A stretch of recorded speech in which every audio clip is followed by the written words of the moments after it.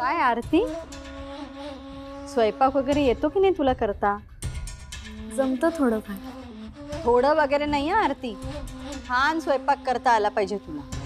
कसं आहे ना, आत्तापर्यंत सगळं स्वयंपाकघर मीच सांभाळत होते, त्यामुळे आता स्वयंपाकघर तू ताब्यात घ्यावं अशी माझी इच्छा आहे. आई, पण तिचा जॉब सुद्धा आहे. अरे असं काय करतोय वेदांत? कसं आहे ना, ज्या बाईला स्वयंपाकघर व्यवस्थित सांभाळता येतं ना, ती बाई घर सुद्धा व्यवस्थित सांभाळते असं म्हणतात. म्हणूनच माझी अशी इच्छा आहे की आरतीनी आता सगळी जबाबदारी घ्यावी. आई, आज ना एक खूप मोठा जोक झाला.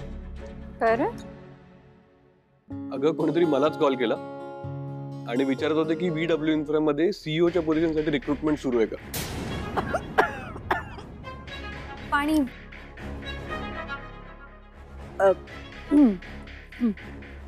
मग तू काय म्हणाल फोनवरती? काही डिटेल मध्ये नाही विचारलं, पण आधी मला वाटलं कोणतरी मस्करी करते, पण नंतर मला पण थोडं आश्चर्य वाटलं. आश्चर्य वाटण्यासारखंच आहे. असा कोण फोन करतं? नाही तर काय. काही नाव वगैरे सांगितलं का तुला फोनवर? नाही अगं, मी नाही विचारलं, पण मुलाचा आवाज होता. अच्छा, पण कोण असेल दादा? तुला काय वाटतं? मला काय माहित. आई, तुला काय वाटतं कोण असेल? विक्रांत रे असं काय करतोयस? मी फोन केला नव्हता, मग मला कसं माहिती असणार? मी जनरल विचारलं, म्हणजे अंदाज विचारला. ठीक, जाऊ दे. आरती, तुला काय वाटतं कोण असेल? विक्रांत तुझं काही डोकं बिकं फिरलंय का? तिला काय विचारतोयस? तिला सीईओचा फुल फॉर्म तरी माहितीये का? Chief executive officer. करेक्ट. आई, तू पण जोकच करतेस. नाही, मला तसं म्हणायचं नव्हतं रे. कसं आहे की बिझनेस मधलं तिला काय माहिती असणार ना, म्हणून म्हटलं मी, बाकी काही नाही. वेदांत, फोनवर अजून काही बोलणं झालं का? अगं मी काही जास्त विचारलं नाही. अच्छा. पण आई, मला असं वाटतंय कोणीतरी ना आपल्या कंपनीचं रेप्युटेशन खराब करण्यासाठी हे सगळं करतंय. आणि जो कोणी आहे ना, त्याला मी शोधून काढणार. तुम्ही पाणी घ्या ना. हळू. ठसका लागला ना. आजीनीच आठवण काढली असणार. करेक्ट करेक्ट म्हणालीस. आजी आठवण काढत असणार.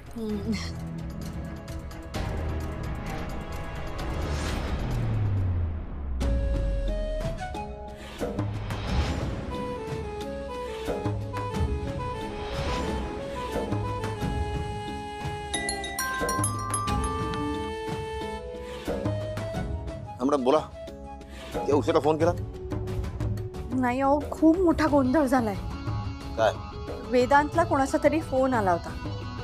तुमच्या कंपनीमध्ये नवीन सीईओ हवाय, तेव्हा माझा रेझ्युमे पाठवू का, असं तो माणूस म्हणत होता. कोण आहे तो मूर्ख माणूस? कोण होता मला काही माहिती नाही, पण हा जो फोन आला होता ना, ह्या फोनच्या तळाशी वेदांत जाणार, तो शोधून काढणार.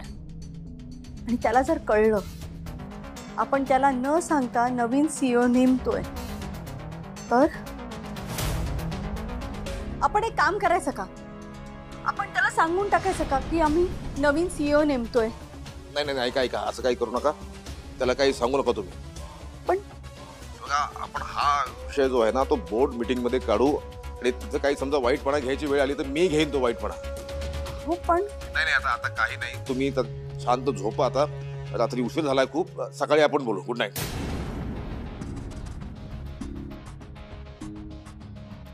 कोण आहे तो मूर्ख माणूस ज्यानं वेदांतला फोन केला असेल?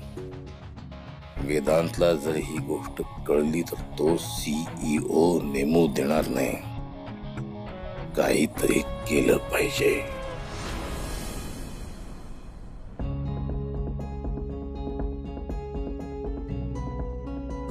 करतोयस रे विक्रांत? उशी रागवू नकोस ना प्लीज.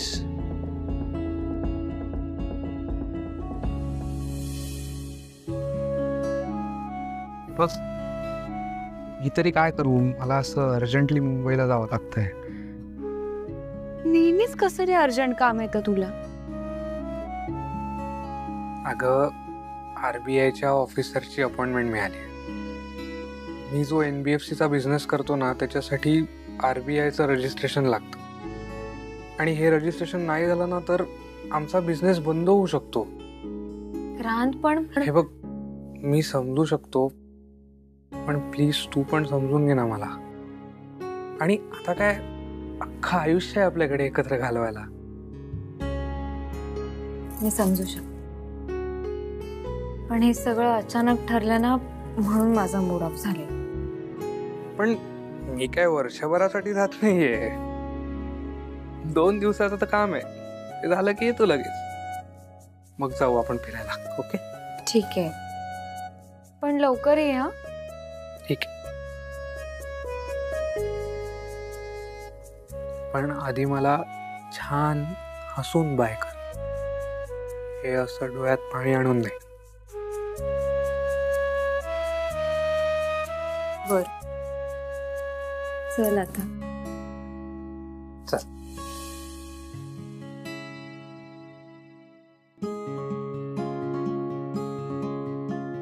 काय रे? आई हा. दादा बॅग घेऊन कुठे निघालेस? हो ना, काय रे कुठे चालला? हनीमूनला निघालात का? काही बोलला पण नाहीस तू. नाही नाही, आरती येत नाहीये, मी एकटाच जातोय हनीमूनला. काय? काय? ते मजा केली रे. मी मुंबईला जातोय. का रे मुंबईला का? अरे RBIच्या ऑफिसरची अपॉइंटमेंट मिळाली रजिस्ट्रेशन साठी. हो, अरे तर बेस्ट झालं, जावंच लागेल आता. येस, आणि खूप दिवस झाले आम्ही या अपॉइंटमेंट साठी थांबलो होतो. फायनली सारिकाने मिळवली. सारिका पण येते तुझ्या बरोबर? हो. सारिका आहे ना तुझ्या बरोबर, मग काय काळजी नाही. ती व्यवस्थित मीटिंग करेल. आणि तू एकटा गेला असतास ना तर काहीतरी गोंधळ घालून ठेवला असतास. मला अंडर एस्टिमेट करतेस. नाही रे. सारिका बोला. चिडली असेल. हा hello Sarika, on the way. Hello hello. हा बाय. चला मी निघतो. ठीक आहे, सावकाश जा आणि पोचलास की फोन कर. Bye bye. Bye bye. Paper कडे नीट लक्ष दे. हो रे.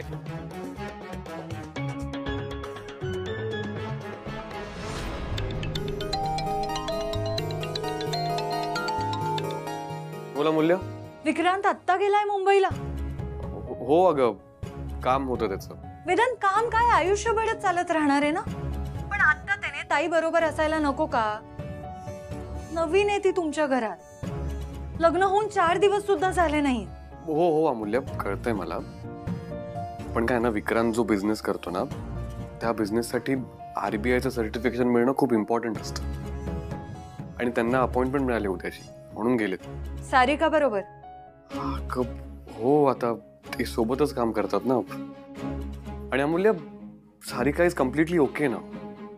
सो ही अपॉइंटमेंट ना लगेच मिळत नाही आणि त्यांना मिळाली म्हणून त्यांना जावं लागलं. वेदांत, पण सारिका. अमूल्य, तू अजून तिथेच आहेस? हो. हे बघ वेदांत, अजूनही आहे ना मला सारिकावर हवा तसा विश्वास नाही. लिसन अमूल्य, सारिका आता सॉर्टेड आहे.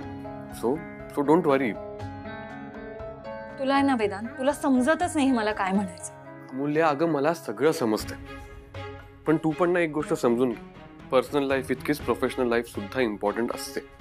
प्रॅक्टिकली थिंकिंग विक्रांत जे करतोय ना ते मला बरोबर वाटतं. करिअर बाबत सिरियस येतो आता, आधीसारखा वागत नाहीये आणि सक्सेस मिळवण्याच्या मागे धावतोय तो. वेदांत, आयुष्य म्हणजे काय फक्त सक्सेस, बिझनेस किंवा फक्त पैसा असतो का रे? या सगळ्यांपेक्षा काही महत्वाचं असेल ना ते म्हणजे माणसाच्या भावना,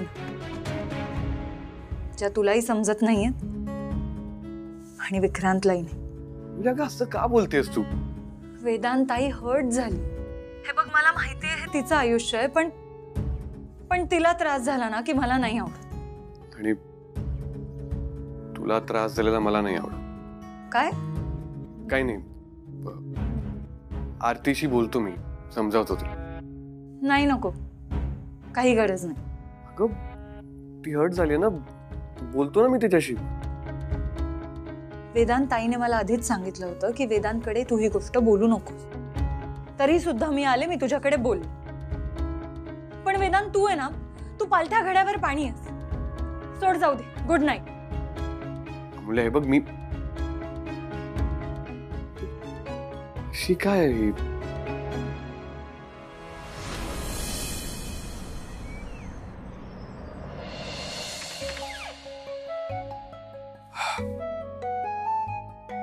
ये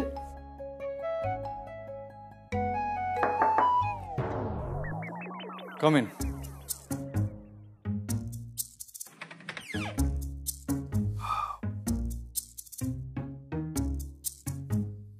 बस ना. नाही नको, राहू दे. काही गरज नाही. बोला ना सर, काय काय काम आहे? अगं तू एवढ्या छोट्या छोट्या गोष्टींवर का रागवतेस? मज्जा येते मला. छंद आहे माझा रागवणं. हसायची काही गरज नाही. तूच सांग काय बोलू मी आता. ए अमूल्या, बाय द वे फिरायला कुठे जातेस? अरे मी नाही जाते, आई जाणार आहे. म्हणजे अण्णांची अशी इच्छा होती की तिने काही दिवसांसाठी कुठेतरी जाऊन फिरून यावं. सो त्याचीच माहिती काढत होते. अरे एवढंच ना. तू बस बस, मी सांगतो तुला. बस बस ग. ऐक, मी काय करतो, विजयला सांगतो सगळे डिटेल्स काढून तुला द्यायला. नाही नको, मी बघते. अमूल्य ऐक, माझ्या ओळखीचा एक ट्रॅव्हल एजंट आहे. तो ही सगळी प्रोसेस सॉर्ट करून टाक. तू फक्त सांग आईला कुठे जायचं. ट्रॅव्हल टू हॉटेल बुकिंग सगळं सोपं होईल. आणि आई एकटीच जाणार ना, अगं कारण ते ग्रुप टूर्स ना खूप बोरिंग असतं. सगळं त्यांच्या हिशोबाने करावं लागतं. कधी उठायचंय, कुठे जायचंय, काय करायचंय. सो अरे नाही, तिला एकटीला कुठे जायची सवय नाही. म्हणजे ती तर शोधते की तिची कुठली तरी मैत्रीण किंवा कोणी आहे का सोबत. नाहीतर मग काय, तिला ग्रुप बरोबरच पाठवावं लागतं. यावरून मला आठवलं, मी पण बरेच दिवस एकटा कुठे गेलो नाही. तू तर जाच एकटा. असंही तुला कुणाच्या सोबतीची गरजच नसते ना. असं कसं? सोबत तर हवी असते ना. मला हव्या असलेल्या, मला आवडणाऱ्या व्यक्तीची सोबत आवडते मला. अदरवाईज मी एकटं जाणं प्रेफर करतो. वेदांत मला सांग, विक्रांत जर आज सकाळच्या फ्लाईटने गेला असता तर काय फरक पडला असता? अरे तू काल गेला, ताईला किती वाईट वाटलं असेल मला सांग. म्हणजे अगं किती काळजी करतेस तू आरतीची.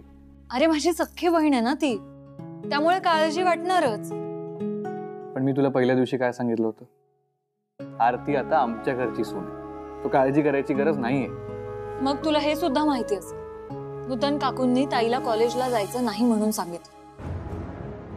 मला हेच कळत नाही, लग्नानंतर ती काम का नाही करू शकत? ती एक स्ट्रॉंग आणि इंडिपेंडेंट मुलगी आहे, त्यामुळे तिला जर काम करायचंय तर तुम्ही तिला करू द्यायला पाहिजे. आद्या बहिणी सुद्धा लग्नानंतर काम करतीच आहे ना. अगं पण आईने आरतीला असं सांगितलं हे मला माहितच नव्हतं. हे बघ वेदांत, मी तुला आधीच सांगितलं. हे बघ, ताईला जर कुठल्या गोष्टीचा त्रास होत असेल ना तर ती स्वतःहून नाही बोलणार. तिच्या स्वभावातच नाहीये ते.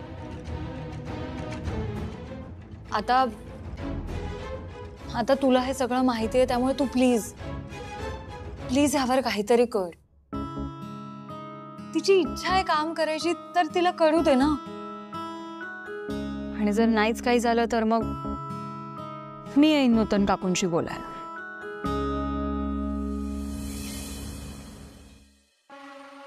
आरती, तू कॉलेजमध्ये शिकवायला जायचं, याबद्दल आपण नंतर बोलू असं सांगितलं होतं की नाही मी तुला? हो नाही काकू, नाही म्हणजे तसं नाही आई. आई, काकू, सासूबाई म्हणायचं मला, कळतंय का? सासूबाई, मी कॉलेजमध्ये परमनंट आहे. परीक्षा आहे, मुलांचा अभ्यास बुडतोय. मी असं नाही जाणार म्हणून अचानक नाही सांगू शकत. किती पगार मिळतो ग तुला? आणि त्या पगाराची ह्या घराला गरज आहे? तो मुद्दा नाहीये. मग शिकवणं माझं स्वप्न होतं. हो का? मला मुलांना शिकवायला खूप आवडतं. बर, नाही ते सगळं ठीक आहे. आता कसं आहे ना, तुझं लग्न झालंय, घरची जबाबदारी आहे तुझ्यावर, हो की नाही? मग आता ती जबाबदारी सांभाळून काम कसं करणार? आद्या आणि सारिका पण करतायत ना? उलट उत्तर देतेस मला? नाही नाही, तसं नाही, पण आजचा दिवस फक्त मला जाऊ दे ना प्लीज. मी तुला सांगतेय कॉलेजला जाऊ नको, आणि तू मला सांगतेय मी कॉलेजला जाते म्हणून. मला विचारलंस का कॉलेजला जायच्या आधी? डायरेक्ट तयार होऊन आलीस कॉलेजला जायला. परमिशन घेतलीस माझी? नाही ना? कसं आहे ना, मला आता बाहेर जायचं, तुला कॉलेजला जायचंय. तू कॉलेजला जाणार, मी महत्वाच्या कामासाठी बाहेर जाणार, तर घरात कोण राहणार? हं? काय करायचं आता? नाही नाही, तुम्ही जा. पण तुम्ही आल्यावर, म्हणजे तुम्हाला वाटल्यास एकदा फक्त मी प्रिन्सिपल. उशीर होतोय मला. घरात राहायचं.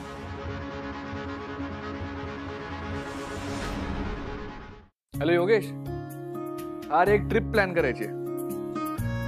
हो चालेल ना. फॅमिली ट्रिप आहे का की सोलो ट्रिप? नाही नाही, सासूला जायचंय. म्हणजे भावाच्या सासूला जायचंय. ओके, मग डेस्टिनेशन ठरलंय का? अमूल्य, डेस्टिनेशन नाही, फिक्स नाहीये. नाही अजून. मग सर तुम्ही आधी डेस्टिनेशन ठरवा, मग बाकी मी बघतो सगळं. ओके, मी कळवतो तुला. Okay sir. आधी डेस्टिनेशन ठरवावं लागेल. कुठे जायला आवडेल आईला? अमूल्य, असा विचार कर की तुला जायचं, मग तू कुठे गेली असतीस? एखाद्या शांत ठिकाणी जिथे फक्त समुद्र असावा. मी तर फॉर शुअर हिमाचलला गेलो असतो. हिमाचल? नाही नाही, हिमाचल नको. ते मग जंगल सफारी? काश्मीर? काश्मीर बेस्ट आहे. मी आत्ताच फ्लाईटचं तिकीट बुक करतो. अरे वेदांत, जर काश्मीरला जायचंय तर बसने किंवा ट्रेनने जाण्यात मज्जा आहे ना. पण एवढ्या ट्रेनने कसं ट्रॅव्हल करणार? अरे पण आपण एक्सप्लोरच करणार नसू, मग काय मजा आहे ट्रिपला जाण्यात? तुझं बरोबर आहे, पण बाय रोडच जाऊयात. बेस्ट आहे. मला पण चालेल. Done then. डन.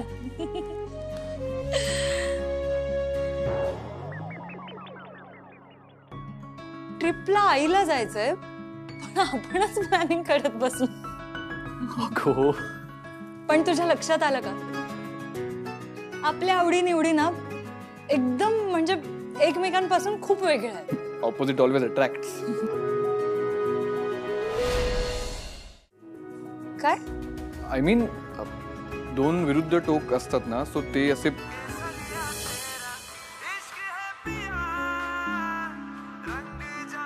ताईचा फोन. एक मिनिट. हा ताई, बोल. अमूल्य, तू कामात आहेस का ग? ताई, तुझा आवाज असा काय येतोय? तू रडतेस का? ताई अगं, अगं काय झालं? तू तू का रडतीयस? अमूल्य, स्पीकरवर टाक. ताई अगं बोल ना, काय झालं? हे बघ, तू बोलणार नाहीस तर मग मला कसं कळेल तुला काय झालंय ते? मी कॉलेजला निघाले होते. अमूल्य, अगं मुलांच्या परीक्षा तोंडावर आल्यात. खूप सिलेबस पूर्ण करायचा आहे आणि नूतन काकू म्हणतात की कॉलेजला नाही जायचं, घरी कोणीतरी थांबायला हवं. आणि मला म्हणत होते की कोणाला विचारून बाहेर जातेस. अमूल्य, असं असतं का ग? मला सांग, लग्नानंतर प्रत्येक गोष्ट विचारून करायची असते का? मला असं वाटतं ना की माझ्या मतांना इथे काहीच किंमत नाहीये. मला जर हे सगळं आधीच माहित असतं ना तर कदाचित मी लग्नच केलं नसतं.